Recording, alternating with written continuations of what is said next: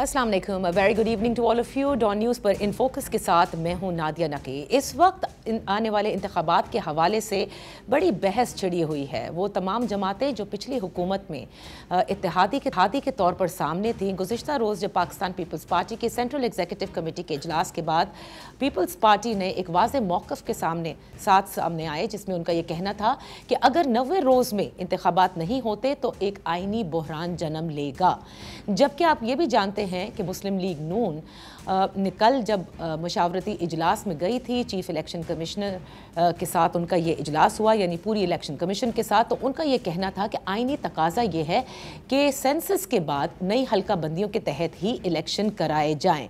अब तमाम जमातें जिनको बुलाया जा रहा है इलेक्शन कमीशन के साथ मशावरती इजलास जिनके हो रहे हैं, लगभग उन तमाम में इस वक्त पाकिस्तान पीपल्स पार्टी जाना बाकी रह गई है, क्योंकि उन्होंने मंगल के रोज़ चीफ इलेक्शन कमिश्नर से मुलाकात करनी है। लेकिन इससे कबल ही पाकिस्तान पीपल्स पार्टी की जानिब से ये कह देना कि 90 रोज़ में इलेक्शन अगर नहीं होते तो आईनी बहरान जन्म लेगा, और उसके बाद का लाहे अमल वो जब बताएंगे जब चीफ इलेक्शन कमिश्नर से उनकी मुलाकात हो जाती है। दूसरी जानिब पाकिस्तान तहरीक इंसाफ ने भी यही कहा कि 90 रोज़ के अंदर इलेक्शन होने चाहिए, आइन का ये तकाजा है। एक आप ये भी जानते हैं कि उनका एक ग्रीवेंस ये भी है कि सदर पाकिस्तान की जानिब से जब चीफ इलेक्शन कमिश्नर को ख़त लिखा गया था तो चीफ इलेक्शन कमिश्नर को उनके पास जाना चाहिए था ताकि जो तारीख़ है इंतखाबात की वो मुतय्यन की जा सके। इस पर भी ये कहा जा रहा है, बाज़ हल्के कहते हैं कि ये तमाम तर वो मामलात हैं आइन और कानून के जिन्होंने अल्टीमेटली अदालत में ही जाना है और शायद आला अदालत ही इसका फैसला कर सकेगी। बहरहाल दूसरी जानिब जो इलेक्शन कमीशन के मामलात हैं वहाँ पर यह भी हमें पता चला है कि 14 दिसंबर तक नई हल्का बंदियाँ जो हैं वो मुकम्मल होनी है, जिसके बाद वोटर्स लिस्ट भी कहा जा रहा है कि साथ साथ अपडेट कर दी जाएंगी और फरवरी में ही ये इलेक्शन कराए जाएंगे। क्या ये इतना आसान है? क्या इलेक्शन फरवरी में होंगे या इससे कबल हम देख रहे हैं कि पाकिस्तान पीपल्स पार्टी जो है वो सख्त मौक़िफ़ इख्तियार करके वो ऑपोजिशन बनकर सामने आएगी, जिसका कि शायद पाकिस्तान मुस्लिम लीग नून को या तो अंदाज़ा है या अंदाज़ा नहीं था। लेकिन सवाल अभी भी पीपल्स पार्टी पर कई उठ रहे हैं कि आखिर अगर ये करना था तो फिर मुश्तरका मफादात काउंसिल में उन्होंने नई मरदमशुमारी को वैलिडेट क्यों किया। इन तमाम उमूर पर आज बात करेंगे। और दूसरी जानिब पाकिस्तान मुस्लिम लीग नून क्यों इतनी मुतमईन है अगर इंतखाबात में ताखीर भी हो रही है। इस सब पर बात करने के लिए इन फोकस हैं फैसल करीम कुंडी साहब, पाकिस्तान पीपल्स पार्टी के सीनियर रहनुमा, central information secretary. Thank you so much for joining us. कुंडी साहब, ये बताइएगा, तहरीक इंसाफ के लिए तो आप लोग बड़ा कहते थे कि बहुत यू टर्न लेते हैं, अपने मौक़िफ़ से पीछे हट जाते हैं। अब आप पर भी यही तनकीद है। एक तरफ सीएम सिंध जाकर वैलिडेट करते हैं मुश्तरका मफादात काउंसिल में नई मरदमशुमारी को, और उसके बाद अब जो है वो शोर ये है कि 90 रोज़ में इंतखाबात हों वरना एक आइनी बहरान जो है वो जन्म लेगा। तो ये दो बातों में इतना तजाद क्यों है? बिस्मिल्लाहिर्रहमानिर्रहीम। देखें, इसमें कोई यू टर्न जैसी कोई बात नहीं है। बिल्कुल हमारे सीएम साहब सीसीआई की मीटिंग में गए थे, इन्होंने इंडोर्स किया, वहाँ पर उन्होंने जो है वो मरदमशुमारी को इंडोर्स किया, लेकिन इसमें ये नहीं था कि मरदमशुमारी में आबादी बढ़ी है लेकिन सीटें नहीं बढ़ाई गई। अगर सीटें बढ़ाई जाती तो फिर आप डिलिमिटेशन करते और सीटें बढ़ाते, 2/3 मेजोरिटी से बिल पास करते और फिर उसके बाद जो चीज़ होती, लेकिन ऐसा नहीं हुआ। लिहाजा कॉन्स्टिट्यूशन में 90 दिन के इलेक्शन का जिक्र है, कॉन्स्टिट्यूशन में डिलिमिटेशन का जिक्र नहीं है। मुझे पता नहीं है क्यों सियासी जमातें जो हैं वो आवाम से भागना चाहती हैं और इलेक्शन में नहीं जाना चाहती हैं और टाइम गेन करना चाहती हैं। इलेक्शंस में सियासी जमातों को हमेशा तैयार रहना चाहिए। नहीं, कौन नहीं जाना चाहता? कुंडी साहब, कौन नहीं जाना चाहता? कौन इलेक्शन से भाग रहा है? तहरीक इंसाफ तो कब से शोर कर रही है कि इलेक्शन कराए जाए। आपने भी ये कह दिया है आपके 90 रोज में। तमाम सियासी जमातें जो 90 दिन में इलेक्शन मांग रही हैं वो तो नहीं भाग रही हैं। जो 90 दिन से ज्यादा जो है वो डिमांड करे कि 90 दिन में इलेक्शन नहीं होना चाहिए, हाँ, और ज्यादा होना चाहिए और फरवरी मार्च में होना चाहिए, तो मैं समझता हूँ कि आवाम से भागने के एक तरीक़ेकार है। यानी पाकिस्तान मुस्लिम लीग नून का जिक्र आप कर रहे हैं। लेट्स बी वेरी क्लियर, इसमें क्या इब्हाम है? अब मैंने कल एहसन इकबाल की स्टेटमेंट देखी। एहसन इकबाल साहब ने तो ऐसी कोई बात नहीं की कि वो भागना चाहिए, वो भी जल्दी इलेक्शन चाहते हैं। तो मैं समझता हूँ कि तमाम सियासी जमातों को चाहिए।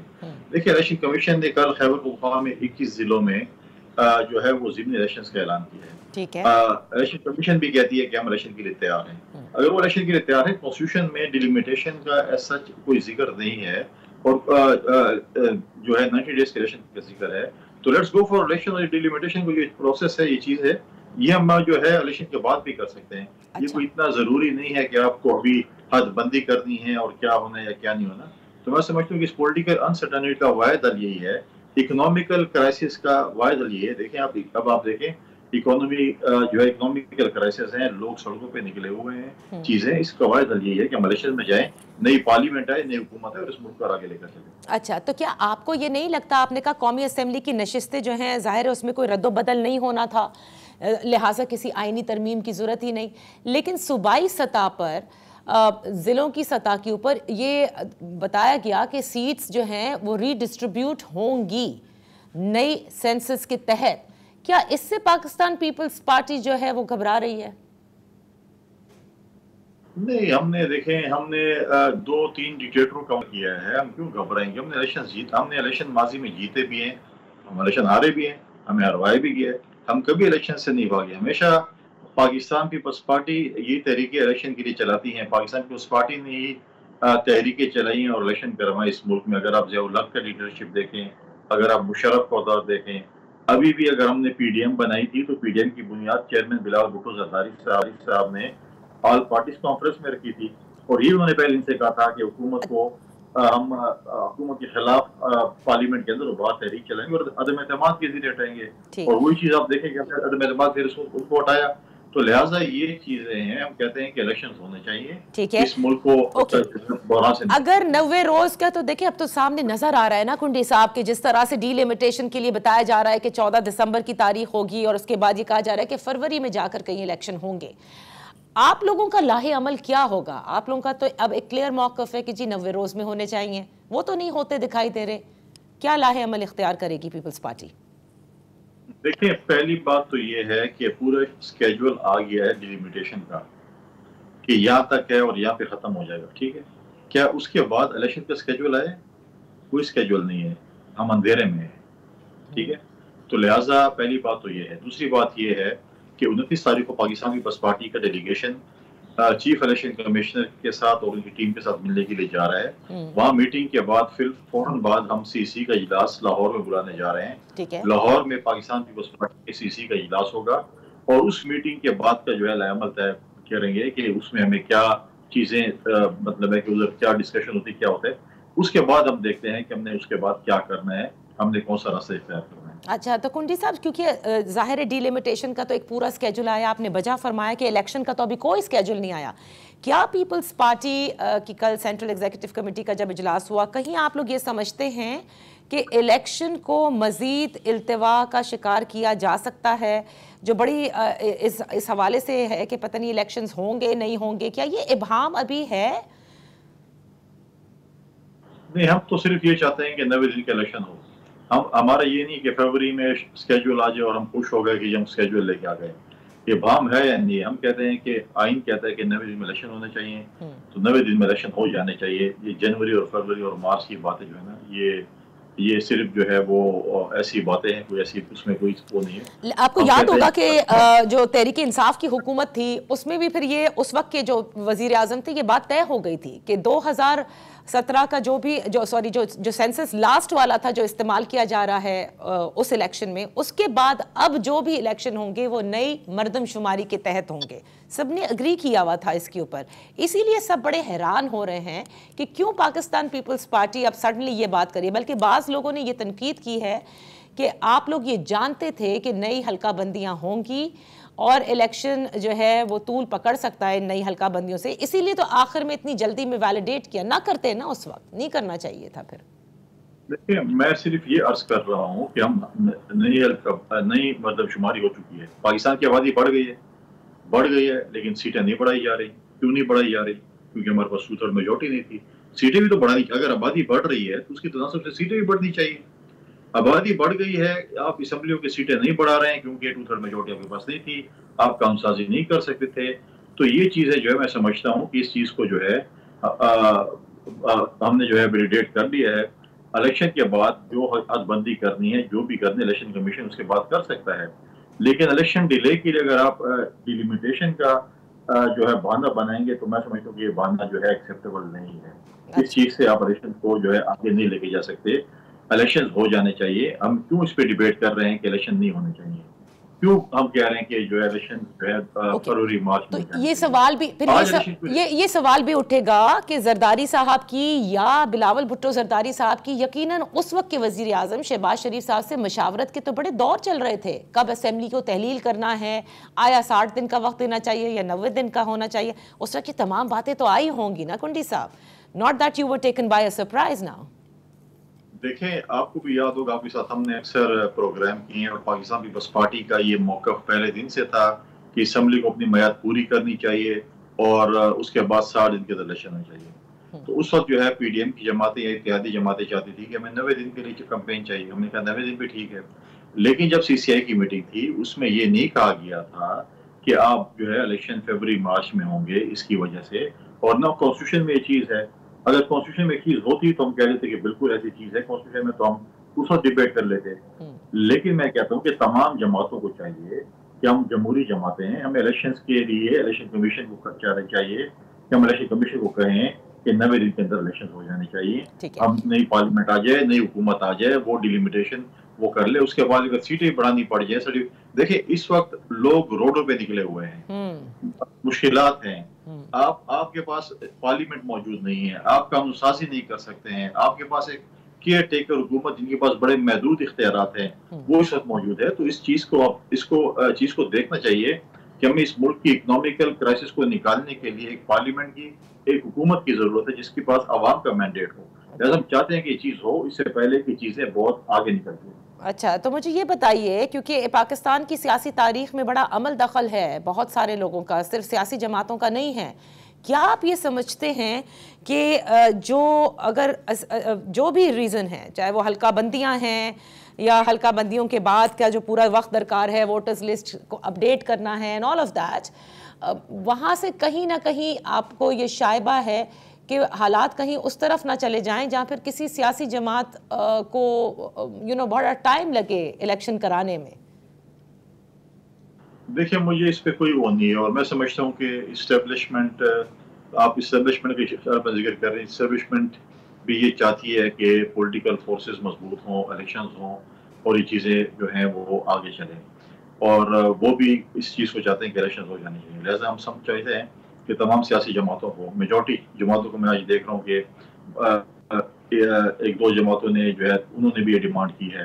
पीएमएलएन की तरफ से भी कल एक डिमांड आई है कि जल्दी इलेक्शन हो जाने चाहिए। सही। तो मैं समझता हूँ कि जल्दी इलेक्शन हो जाए, और इस मुल्क को, मैंने पहले कहा है कि बुरान, आप देखें आपके पास बहुत सी क्राइसिस की तरफ आप जा रहे हैं। आपने आईएमएफ के साथ जो डील की है उसमें आपने ऑलरेडी कहा है कि आपके एक जो किस्त है आपको पिछली हुकूमत को मिली है, एक निगरान हुकूमत को मिलेगी, एक अगली आने वाली हुकूमत को मिलेगी। ठीक है। खुदा न खास्ता इलेक्शन करनी होते हैं तो आईएमएफ के पास दोबारा आप जाकर फिर क्या कहेंगे कि हम अपने वादे से की खिलाफ वर्जी करके आ चुके हैं।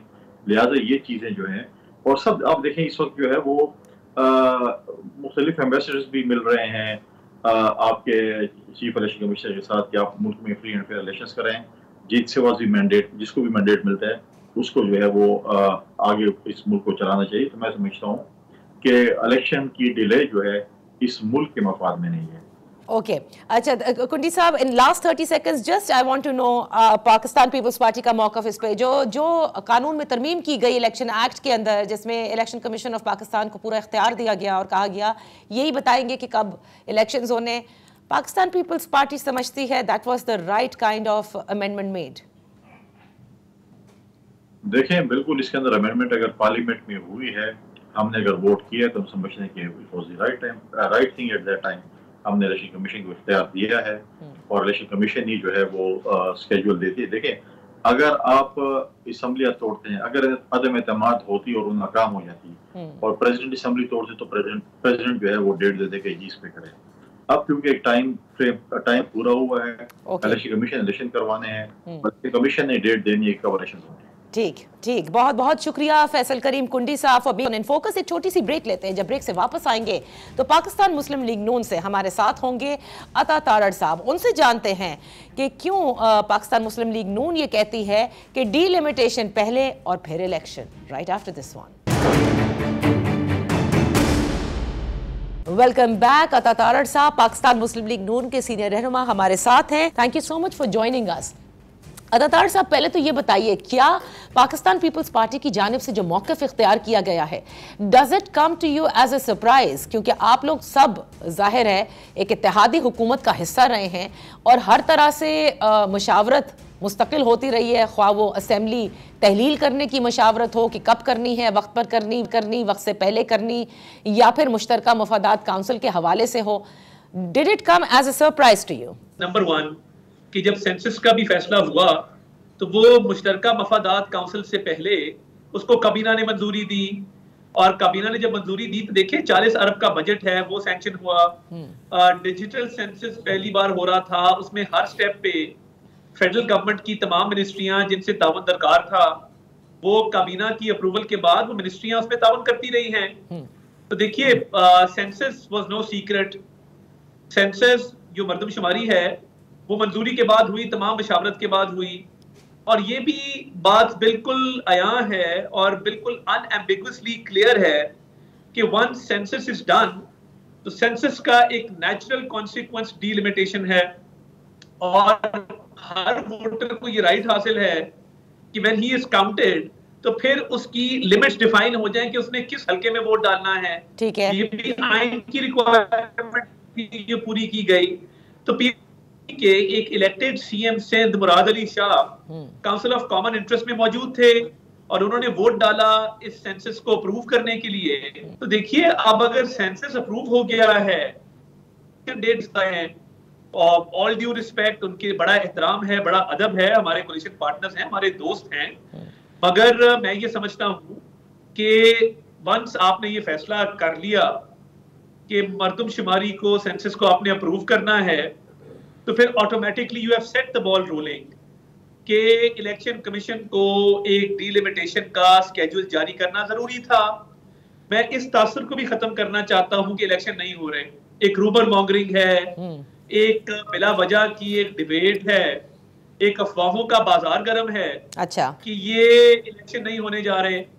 आई एश्योर यू कि जो हमारी भी इलेक्शन कमीशन से मीटिंग हुई है, मैं उस डेलीगेशन में अपनी पार्टी की तरफ से शामिल था कि फरवरी में इलेक्शन हर हाल में हो जाएंगे, और एज अ पॉलिटिकल वर्कर मैं अपने व्यू से आपको आगाह करना चाहता हूँ। Sorry for taking up so much time.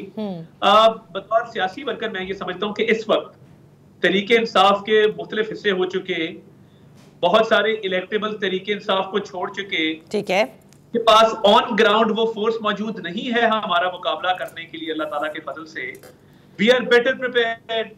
तो ये मौका तो आइडियल मौका था।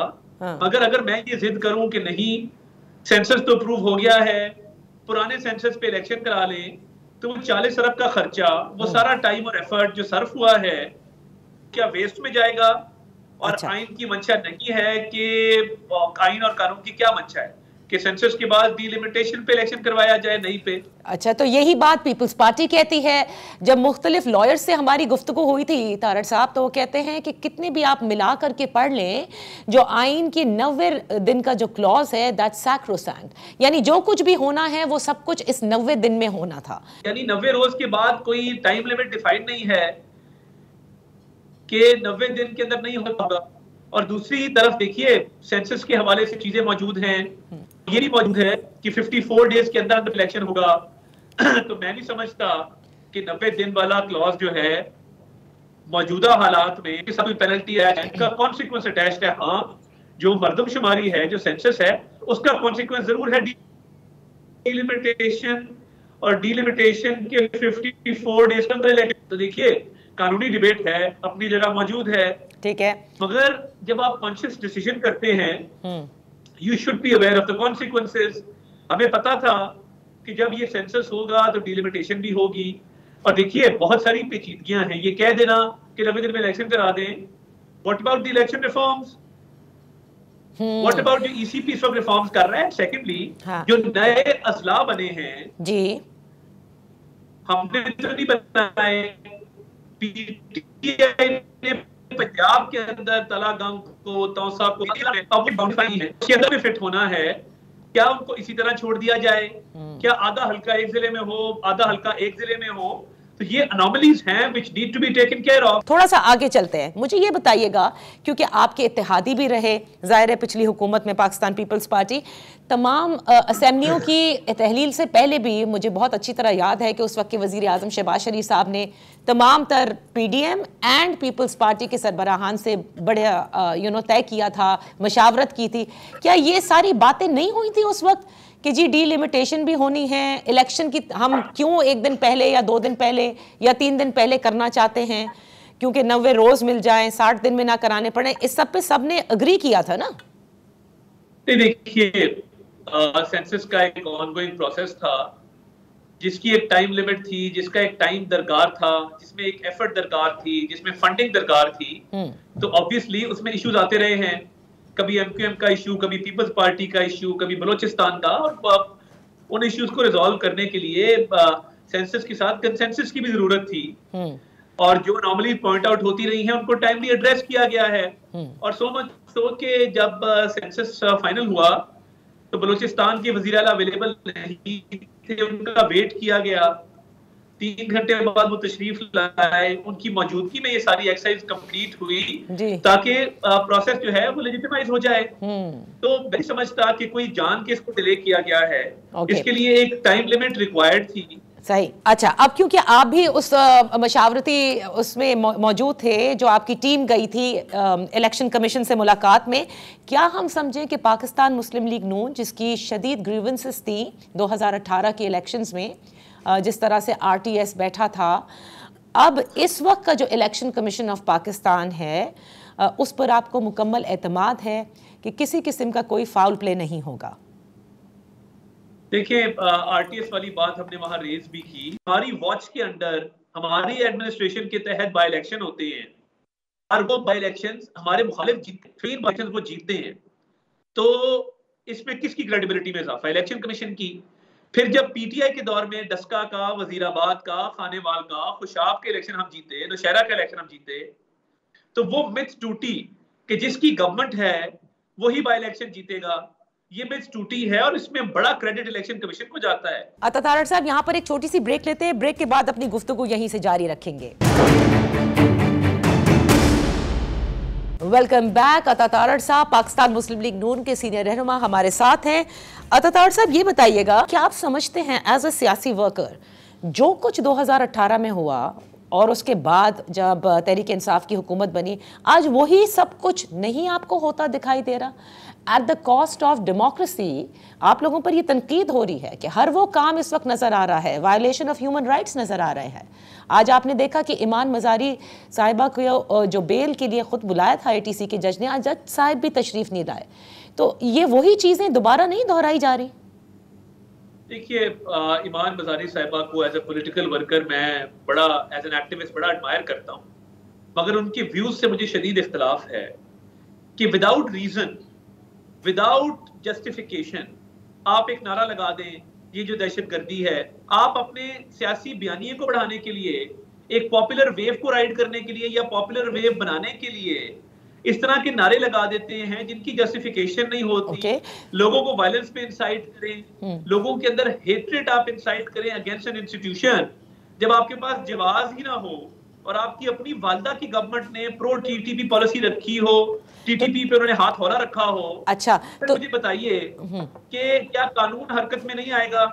एक तो ये जवाब मेरा बड़ा क्लियर है, I am very clear on this. अच्छा, you clear, if you are clear, गुमराह नहीं कर सकते। अच्छा, आप you are clear on this, आप उनके व्यू से इख्तिलाफ कर सकते हैं, but before the court of law does she not have the right?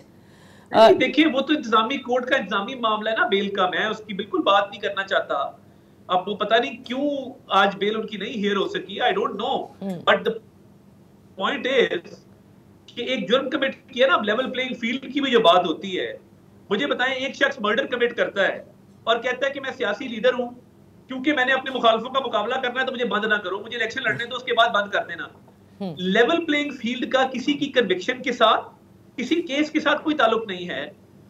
क्योंकि देखिए रियासत मदीना का दावा करना, मुस्लिम उम्मा का लीडर अपने आप को क्लेम करना, 2 झंडे लगा के रोज मोरालिटी पे तकरीरें करना और फिर अपनी बीवी के साथ मिलके हीरे जवाहरात, अंगूठियां, नेकलेस, ब्रेसलेट्स और इयररिंग्स बेच देना और व्यापार के तौर पे इस्तेमाल करना। लोगों ने बड़े तहाइफ लिए। तो साहब यहाँ इंसाफ के निजाम पर बात हो रही है। फॉर एग्जांपल सुप्रीम कोर्ट में ये केस आना था इस्लामाबाद हाई कोर्ट के डिसीजन के बाद, ठीक है, और इस्लामाबाद हाई कोर्ट ने लंबी तारीखें नहीं दी, 2-2 दिन की तारीखें डाल के वो केस सुन रहे थे। It is unfair. और लेवल प्लेइंग फील्ड की जहां तक बात है, किसी ने नहीं कहा था आपको कि आप हीरे जवाहरात बेच देते। देखिए कोई भी अगर सरबराहाने मुमलिकत आपको कोई तोहफा देते हैं, आप तोशाखाना से उसकी परसेंटेज पे करके घर इसलिए लेके जाते हैं as a memento, okay, as a souvenir. उस पे तो आप उसको यादगार के तौर पे रखते हैं। ब्लैक मार्केट में उसको महंगा बेचना और उसके पैसे खा जाना, ये बहुत बड़ा जुर्म है। उसको डिक्लेयर ना करना।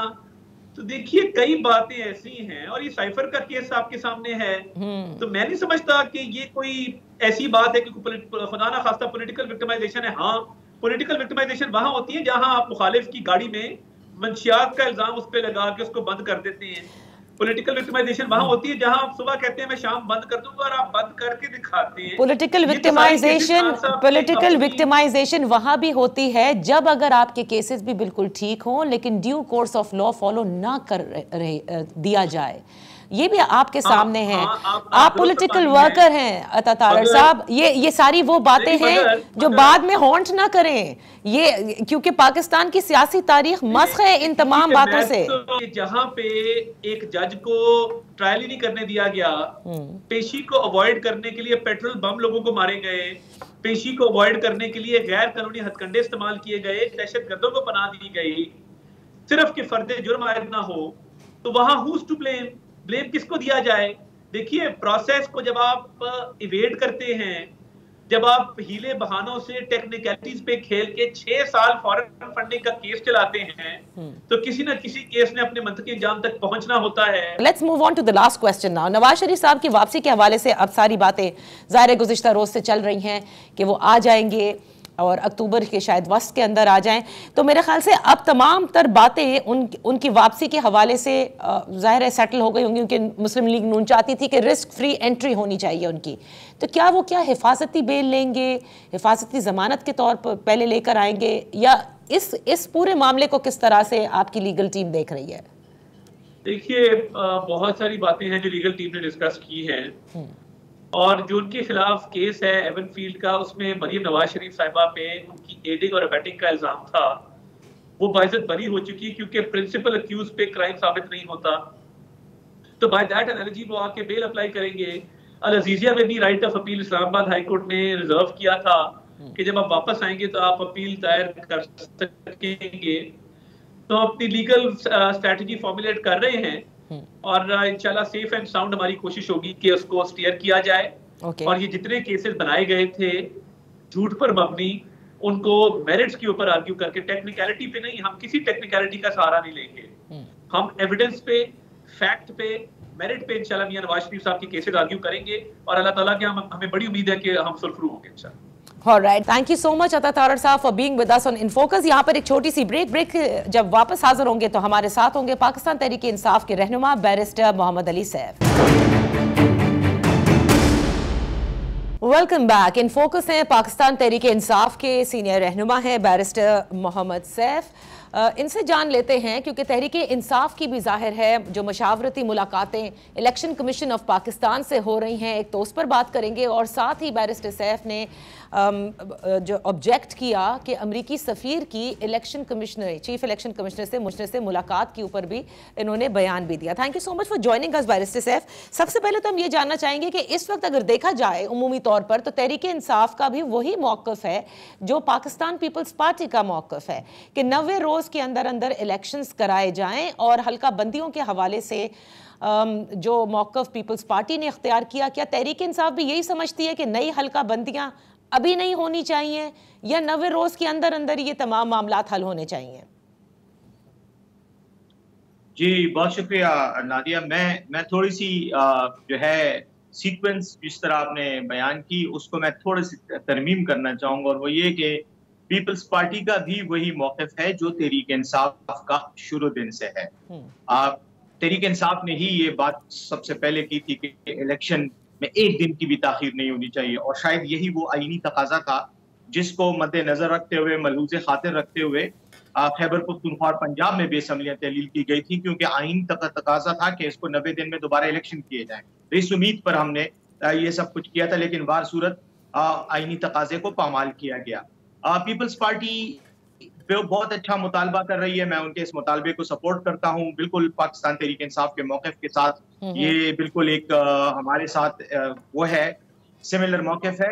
लेकिन पीपल्स पार्टी को क्लियर होना चाहिए, और मेरे ख्याल में अवाम के सामने भी इस बात को क्लियर करना चाहिए कि काउंसिल ऑफ कॉमन इंटरेस्ट में जब इजलास हो रहा था और उसमें नई मरदमशुमारी को अप्रूव किया जा रहा था, तो ये हर किसी को पता था कि ये शहबाज हुकूमत का एक प्लॉय है, एक साजिश है, एक खेल है, जिसकी वजह से इतना शॉर्ट टाइम पे जो है हुकूमत खत्म होने से चंद दिन पहले इजलास बुलाया जाता है। उसमें 2 वज़राए आला पंजाब और खैबर पख्तूनख्वा के वो अनइलेक्टेड हैं। ये तमाम जो मसाइल थे ये पीपल्स पार्टी के इल्म में थे, लेकिन इसके बावजूद उन्होंने इजलास में शिरकत भी की और उस फैसले की तौसीक की जिसको बुनियाद बनाकर अब इलेक्शन कमीशन ऑफ पाकिस्तान नई हल्का बंदियों की बात कर रहा है। तो मैं ये समझता हूँ कि एक तो पीपल्स पार्टी को ये बात क्लियर करनी चाहिए कि आखिर उन्होंने क्यों इस इजलास में शिरकत की और इसको वैलिडेट क्यों किया। लेकिन जहां तक आपके सवाल का ताल्लुक है, I endorse it and I believe के ये बहुत अच्छा फैसला है उनका, और मेरे ख्याल में यही बात शायद जमीयत उलमा इस्लाम फजल रहमान ग्रुप की तरफ से भी आई है, और पाकिस्तान का हर आईन पसंद और कानून पसंद मुहिब वतन शहरी यही चाहेगा कि इलेक्शन 90 दिन में। अच्छा, क्योंकि आप बैरिस्टर भी हैं, कानून को समझते हैं, आइन का तकाजा आप कह रहे हैं 90 रोज है, लेकिन फिर उसका क्या किया जाए कि जो आपका कानून भी तो है कि अगर आपने नई मरदमशुमारी को वैलिडेट कर दिया है, यानी काबीना से मंजूरी हो चुकी है, तो उसके बाद जब भी इलेक्शन होंगे उन्होंने नई हल्का बंदियों के तहत होने हैं या नई मरदमशुमारी के तहत होने हैं, उसका फिर क्या? देखिए नादिया, बड़ी बेसिक सी बात है और इसमें दूसरी कोई बात हो भी नहीं सकती कि आईन और कानून जो है उस पर अमल लेटर एंड स्पिरिट में होना चाहिए, यानी आईन का में जो लिखा हुआ है उस पर भी अमल हो और उसके पीछे जो नीयत और मकसद है उसको भी मद्देनजर रखते हुए उस पर अमल किया जाए। जहां तक आईन के इस तकाजे का ताल्लुक है नई मरदमशुमारी का, तो उसकी अप्रूवल यकीनन काउंसिल ऑफ कॉमन इंटरेस्ट मुश्तरका मफादात काउंसिल से आईन के तहत जरूरी है। लेकिन जिस अंदाज में काउंसिल ऑफ कॉमन इंटरेस्ट का इजलास बुलाया गया, जितनी जल्दी में बुलाया गया, जिस तरह से उसकी कंपोजिशन थी और जिस तरह से उसमें फैसले का तरीकाकार इख्तियार किया गया, तो उससे बिल्कुल वाज़ेह नजर आता है कि मकसद आईन पर अमल करना नहीं था, मकसद आईन की इस शिक को इस्तेमाल करते हुए एक जवाज बनाना था ताकि मुस्तकबिल में इंतखाबात का जो टाइम पीरियड है उसको एक्सटेंड किया जाए और इंतखाबात को इल्तिवा में रखा जाए। अच्छा, लेकिन इस इल्तिवा से फायदा किसको होगा? क्यों इल्तिवा के पीछे आपको लगता है कि ये सियासी जमात, जैसे आपने कहा कि शहबाज शरीफ साहब की हुकूमत ने साजिश की? देखें, अगर आप तमाम हालात को देखें इस वक्त पाकिस्तान के जो सियासी हालात हैं और उसमें जो मुस्लिम लीग नून का जो रोल है या जो मैंडेट बनता है, वो बहुत वजाहत के साथ ये बात क्लियर करता है कि मुस्लिम लीग नहीं चाहती कि इलेक्शन जल्दी हो। एक तो 16 महीने का जो गंद का टोकरा इनके सर पे पड़ा हुआ है, उसने इनको बहुत ज्यादा डिस्टर्ब रखा हुआ है। ये अवाम के सामने किसी सूरत में भी अपनी जस्टिफिकेशन नहीं पेश कर सकते कि इन्होंने मईशत का क्या हाल किया, लॉ एंड ऑर्डर का क्या हाल किया और बाकी फैसले क्या किए।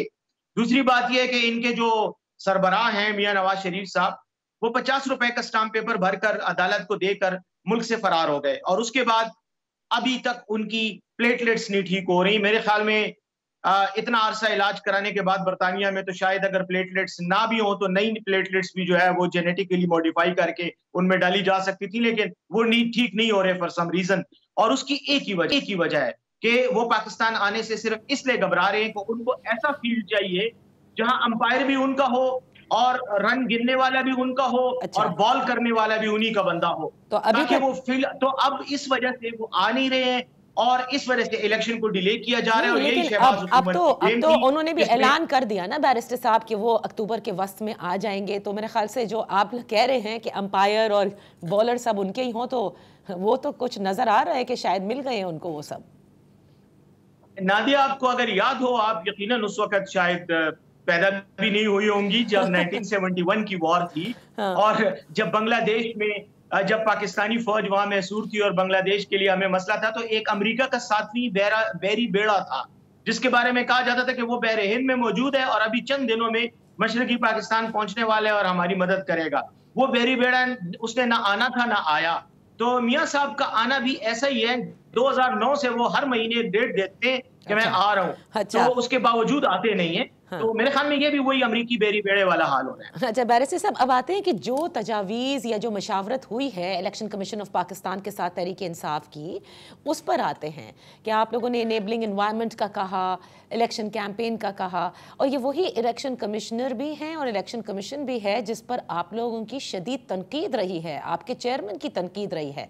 इस वक्त आप समझते हैं कि इस मशावरती इजलास के बाद कोई एतमाद साजी हुई है या एतमाद बहाल हुआ है आप लोगों का? देखें, जहां तक इलेक्शन कमीशन ऑफ पाकिस्तान का ताल्लुक है, वो एक आईनी इदारा है और उस आईनी इदारे ने चूंकि इलेक्शन करवाना है और इलेक्शन के इंतजामात सब उसकी जिम्मेदारी है, तो तमाम सियासी पार्टियों को उनके साथ इंटरेक्ट करना पड़ेगा। जहां तक इलेक्शन कमिश्नर साहब की जाती हैसियत का ताल्लुक है, उसको तहरीक इंसाफ बार बार उस पर सवालिया निशान उठा चुकी है और कुछ उनकी अपनी जो कारकर्दगी है उसको भी अगर देखें तो सवालात उठते हैं, और वो सवालात मेरे जहन में नहीं उठते, वो हर पाकिस्तानी के जहन में उठते हैं। और वो ये कि सदर पाकिस्तान अंडर आर्टिकल 48 जो आईन का आर्टिकल है उसके तहत सदर पाकिस्तान इलेक्शन की डेट दे सकते हैं। उसमें कोई तरमीम नहीं हुई। उसके नीचे जो कानून साजी हुई है गुज़श्ता दिनों शहबाज हुकूमत के दौर में, उन्होंने भी अपनी कन्वीनियंस के लिए जिस तरह बाकी कवानीन बनाए, इस तरह ये भी बनाया कि चीफ इलेक्शन कमिश्नर को भी इख्तियार दे दिया कि वो इंतखाबात की डेट दे सकता है। लेकिन एक चीज मैं वाज़े करना चाहता हूं कि दुनिया में तमाम मुमालिक जहां पे आईन है, ये एक कानूनी उसूल है, ये कॉन्स्टिट्यूशनल लॉ का उसूल है कि तमाम जो ऑब्जेक्टिव लॉज होंगे, जो सबऑर्डिनेट लॉज होंगे, वो आईन की शिकों के ताबे होंगे। कोई कानून ऐसा नहीं बन सकता कि अगर आईन ने आपको किसी काम का इख्तियार दिया हो तो नीचे से असेंबली कोई और कानून पास करके वो इख्तियार आपसे ले ले। वो इख्तियार आपसे तब लिया जाएगा जब आईन में तरमीम की जाएगी। और वो इख्तियार आपसे आईन के तहत लिया जाएगा। तो आर्टिकल 48 प्रेसिडेंट को इख्तियार देता है, लेकिन चीफ इलेक्शन कमिश्नर साहब को जब प्रेसिडेंट बुलाते हैं कि आओ मेरे साथ इलेक्शन पे बात करो, तो वो जाने से इनकार कर देते हैं, वो कई तावीलात देते हैं। देखें, इसमें कोई शक नहीं है कि इस नई कानून साजी में आपको इख्तियार दिया गया इलेक्शन की डेट मुतय्यन करने का, लेकिन आईन ने अभी भी प्रेसिडेंट को वो इख्तियार दिया हुआ उनके पास है। तो अगर प्रेसिडेंट आपको बुलाते हैं तो आपको क्या तकलीफ है? आप जाकर उनसे मुशावरत करें, उनके साथ बैठें, इलेक्शन डेट पर अगर उनके कोई दलाइल हैं उनको सुने और उनका जवाब दें, आप उनको मुतमईन करें, उसके बाद इलेक्शन का डेट का फैसला हो जाएगा। लेकिन वो नहीं गए, उसी दिन वो अमेरिकी सफीर से वो मिल रहे हैं। तो आप इसी से ये अंदाजा लगा लें, अमेरिकी सफीर, आप मुझे ये बताएं नादिया, अमेरिकी सफीर ने इनको क्या कहा होगा? क्या उन्होंने इनको ये कहा होगा कि आपने बैलेट पेपर का रंग ये रखना है या आपने बक्से का साइज ये रखना है? जाहिर है उन्होंने इनके साथ बात की होगी, और जो इस वक्त मौजूदा हुक्मरानों की पॉलिसी है कि इलेक्शन को किसी तरह डिले किया जाए, इस पर अमेरिकी सफीर को एतमाद में लिया गया होगा ताकि अमेरिकन एस्टैब्लिशमेंट को अपनी साइड पे लेकर आइंदा आने वाले वक्त में जब इलेक्शन का इल्तिवा होगा तो अमेरिका की तरफ से अगर कोई प्रेशर आता है, जमहूरियत के जो नाम नेहाद सा प्रेशर होता है, जो वो एक टोपी ड्रामा करते हैं, तो वो ना हो और इनको एक मैंडेट मिल जाए और ये अपने मर्जी से आईन को तोड़ मरोड़ कर सकें। और आखिर में मैं एक पॉइंट ऐड करना चाह रहा हूं, इनकी नीयत पर हमें शक करने की जरूरत नहीं है। इनकी नीयत हमारे सामने बिल्कुल वाज़ेह है। वो इसलिए कि अगर ये इलेक्शन करवाना चाहते तो खैबर पख्तूनख्वा और पंजाब में 90 दिन के बाद कई महीने गुजर चुके हैं। वहां पर तो आपको ये लग रहा है तहरीक इंसाफ ये समझती है कि मजीद इल्तिवा का शिकार होंगे इलेक्शंस, और उस सूरत में आप लोगों ने क्या लाहे अमल तय किया हुआ है? क्या अदालतों के दरवाजे खटखटाए जाएंगे या फिर पाकिस्तान पीपल्स पार्टी पर आप ये छोड़ेंगे कि जो रिएक्शन वो देंगे उसके साथ शायद आप भी मिल जाएं? देखिए, हमारा तो शुरू दिन से मुतालबा था कि 90 दिन में इंतखाबात होने चाहिए, लेकिन इन्होंने वो तकाजा और वो मुतालबा उसमें भी नहीं माना। अब बताइए ना, अब क्या करेंगे, अब क्या करना है?